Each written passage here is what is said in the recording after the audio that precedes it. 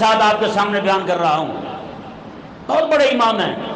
وہ فرماتے ہیں کہ ایک بندہ یمن سے مدینے آیا، مدینہ منورہ آ کر، یہ بات ذرا غور سے سننی ہے دل کے کانوں سے، سفر کر کے مدینے آیا تو مدینے آ کر اس نے کیا دیکھا کہ کریم آقا علیہ السلام کی بارگاہ میں آیا، عربی کے اندر حضور کی شان پڑھی، نعت پڑھی حضور کی۔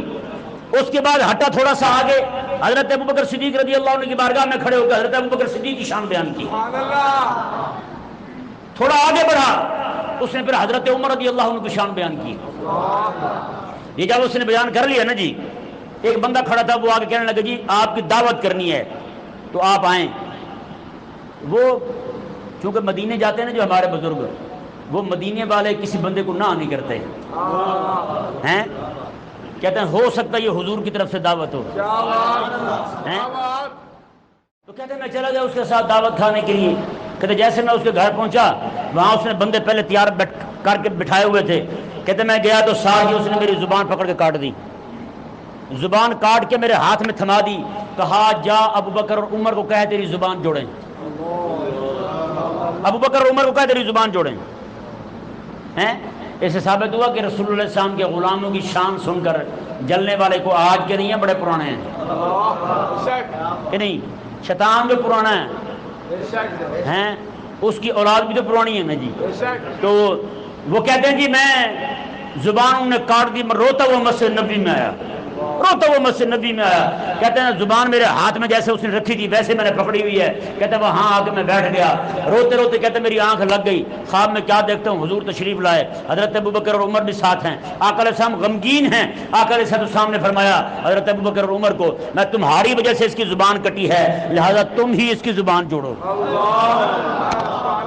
کہتے ہیں حالت نیند میں ہی حضرت ابوبکر عمر نے میری زبان پکڑی، وہیں رکھ دی۔ کہتے ہیں سائنس ترقی کر گئی۔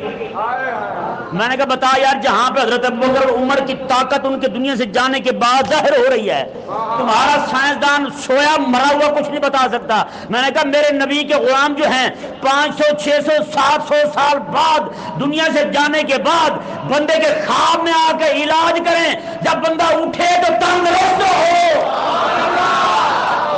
زبان پہ کوئی ٹانکا بھی نہیں۔ کہتے ہیں جی انگریز پتہ نہیں کہاں پہنچ گیا۔ میں نے کہا کتنے پہنچا، نام مراد ہے میں نہ پریشان ہویا کر، ایسے پریشان ہو جاتے ہیں، نہ پریشان ہوا کرو۔ بھائیو کریم آقا صلی اللہ علیہ وسلم کے وہ غلام، وہ عالم ربانی جو ہیں، جب بیدار ہوتے ہیں دیکھتے ہیں ہاتھ کو، ہاتھ میں زبان نہیں ہے، زبان والی جگہ پہ لگ گئی ہے۔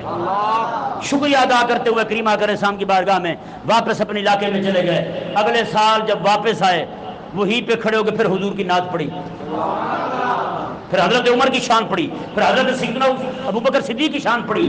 پڑھنے کے بعد جانے لگے نا، ایک بندہ آیا کہنے لگا آپ کی دعوت ہے۔ انہوں نے کہا ٹھیک ہے چلتے ہیں۔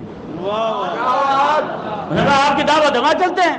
وہ پھر چلے گئے جناب دعوت کھانے کے لیے۔ اب مزے کی بات گھر بھی وہی، جس گھر میں پہلے گئے تھے اسی گھر کے اندر دعوت کھانے پہنچ گئے۔ جب وہاں پہنچے تو اس جو بندہ تھا، بندہ اور تھا، وہ لے گیا اندر، جا کے دروازہ اس نے کھولا، اس نے کہا دیکھیں جی اندر کونے کے اندر ایک خنزیر بندھا ہوا تھا۔ کیا بندھا ہوا تھا؟ خنزیر بندھا ہوا تھا۔